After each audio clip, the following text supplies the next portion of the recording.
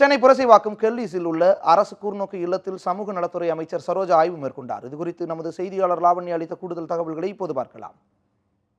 சென்னை கெல்லிஸில் உள்ள அரசு கூர்நோக்கு இல்லத்தில் கடந்த திங்கட்கிழமை அன்று ஏற்பட்ட மோதலின் காரணமாக 33 சிறார்கள் தப்பிச் சென்றார்கள். அவர்களில் 31 பேர் தற்பொழுது வரை பிடிபட்டிருக்கிறார்கள். பிடிப்பட்ட சிறார்கள் அனைவரும் தற்பொழுது செங்கல்பட்டில் இருக்கக்கூடிய அரசு சிறார் காப்பகத்தில் வைக்கப்பட்டிருக்கிறார்கள். இந்த நிலையில் இன்று சமூக நல மற்றும் சத்துணவு திட்டத்துறை அமைச்சர் டாக்டர் சரோஜா மற்றும் சமூக பாதுகாப்புத்துறை இயக்குனர் லால்வினா ஆகிய இருவரும் திடீர் ஆய்வினை அரசு கூர்நோக்கு இல்லத்தில் மேற்கொண்டு இருக்கிறார்கள்.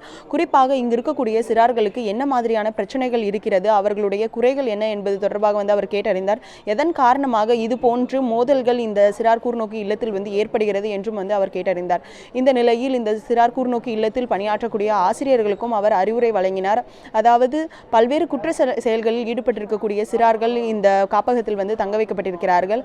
எனவே அவர்கள் மன அழுத்தம் காரணமாக வேறு எதுவும் குற்றத்தில் ஈடுபடக்கூடாது. எனவே அவர்களுக்கு உரிய முறையில் அறிவுரைகளையும் நன்னடத்தையும் கற்பிக்க வேண்டும் என்றும் ஆசிரியருக்கு அவர் அறிவுரை வழங்கியிருக்கிறார். அது மட்டும் இல்லாமல் சிறார்களின் மோதல் காரணமாக ஏற்பட்டிருக்கக்கூடிய சேதமடைந்திருக்கக்கூடிய விளக்குகள் மற்றும் ஃபேன்களை சீரமைப்பதற்கான பணிகளை விரைந்து முடிக்குமாறும் அதிகாரிகளுக்கு அமைச்சர் உத்தரவிட்டிருக்கிறார். ஒளிப்பதிவாளர் சரவணனுடன் லாவண்யா, நியூஸ் 7 தமிழ், சென்னை.